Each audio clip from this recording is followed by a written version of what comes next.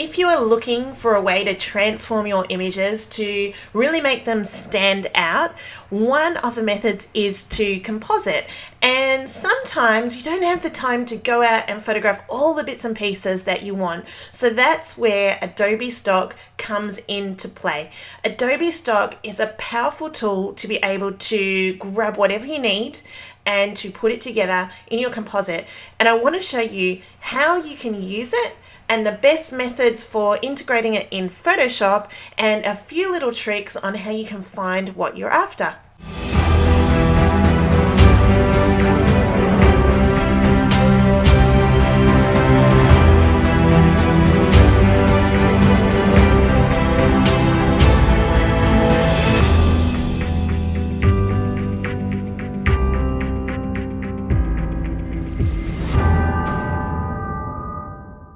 I have some images from today that I took. My daughter was in her first cross-country race, and as they were running, and you could see the joy on their face, and you could see that they were really in the moment. And I wanted to create an image that shows her as she thinks it is, like in her imagination, the amazing running track, the lights, the people, everyone cheering her on.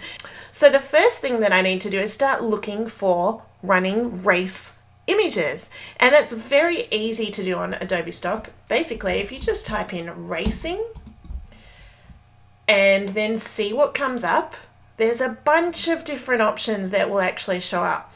Now straight away I can see one that I really like, and it's this one here. This is what I kind of pictured, so with the race and the lights and the people, but the angle of this isn't quite what I'm after. But if I click on this one here, it gives me a few different options. So I can see more from the series. So if I click on that, I can go through and see all of the images from that series that this creator has done. And the angle that I want it like a side angle, because I was photographing from the side. So I'd be wanting one like this. So if I just click on this particular one here, another option that I've got is to find similar. And that is really cool because the algorithms that Adobe have created help you to find images that are similar from different artists just by the way they look and what they have in them. So even this one's a really good one. So if I click on that one, you can kind of start browsing through and maybe even click on find similar again and start seeing different options that you may not have come across just by searching the word. I want to actually work out, okay, what angle did I shoot on and what images do I want to use in the final piece? And I want to see their feet. Now they are buried in the grass a little, so that could be a problem with some of the stock images because the running tracks don't have grass. So I may need to use one where I can see a bit more of the feet. The angle that I've shot is from the side, so I do want to match that with the stock that I use. So now when I'm looking through all of these potential stock images, I am keeping this in mind. I'm keeping the angle. So this angle is about right. So is this one here. In fact, the angle and the height is probably better here. Although we do have a running track that is not grass, so we may need to use grass on the ground there. So we may actually need to comp in some grass as well as the girls.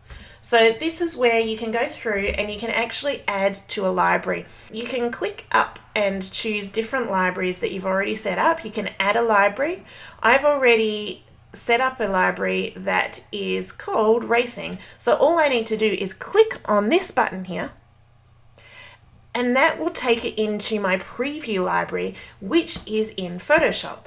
You have a libraries panel and you can bring up the library that you saved with all the previews, and you can access them directly in Photoshop. So this one being Racing, it gives me the option to place this into my image as a smart object. I am going to drag this one down into one of the images. Now you can see the resolution of the preview image is not high, but we'll get to how we can fix this. This is just a preview image. This is just one that I'm using to test out whether it works.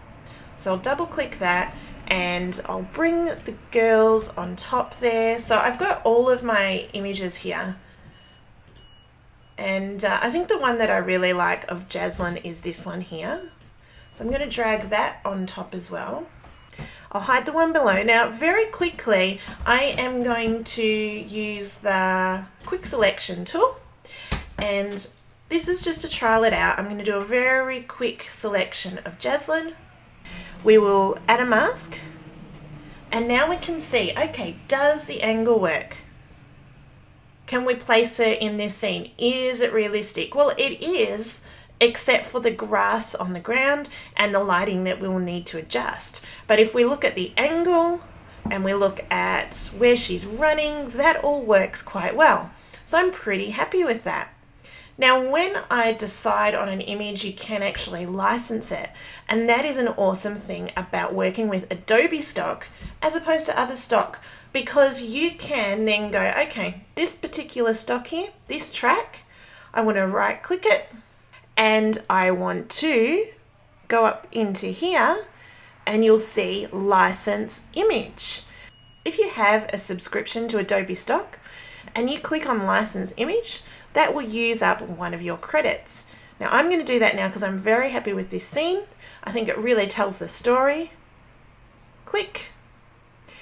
Straight away that will bring up License Track Arena. This will use one of my 46 licenses. I click OK, and that will update directly in the file to be the full resolution licensed image, which you can use. So you can try all sorts of images from Adobe Stock. You don't have to license them first to test if they work. You also don't need to download them because they'll be right in your library up there. We need to find some grass. We've got some grass in the scene, and so we can blend grass in. But what I want to do to make this so that it's realistic without having to try and fake a foot is to add some grass to the track. Another way to look for stock is right within Photoshop. I'm going to drag this library window down so you can see here. So instead of jumping over to the website, which you still can do, you can actually type in what you want in the search bar and it will bring up the Adobe Stock right within Photoshop itself. And then you can look through and work out which one is really going to match your scene. So at the moment, the grass that I'm showing up, this is the first ones that come up in the selection. And none of them are really working for me. So I can scroll down and then find more on the web. So if I click on see more results on the web, it'll jump into your browser and then you'll get the full access to search and to find similar ones by doing it this way. So this one here is a great combination because it's got the running track as well as the grass. So we'll be able to blend this into the scene and make it work. Again, I will save the preview to racing, jump back into Photoshop. Now I can drag this into my scene. Now one thing you'll notice is the direction of the running track is the wrong way. So I'm just going to spread that out a bit and then flip it. And also the angle, it's a little bit high, so we can warp it down to fit. And you can do all the things that you would normally do with a layer just to make it work. Press Command, we can change the perspective. And because it's grass, it's a little bit flexible with the perspective there.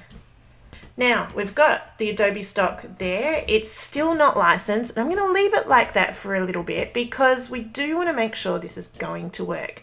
I'm going to drag this underneath Jaslyn. Okay, you can already see that the grass can be blended in there. I am going to use my brush and turn my flow down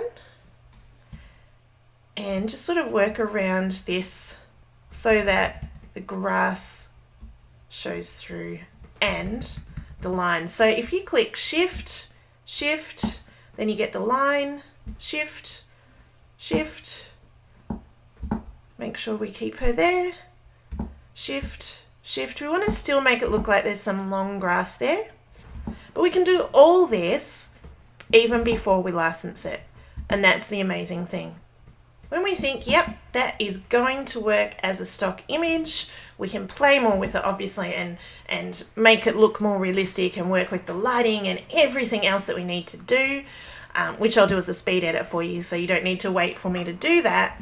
But at this point in time, pretty happy with that. So we can actually, again, click on it and then license the image, ready to continue work. I'll now go through as a speed edit so you can see the rest of the work on this particular image.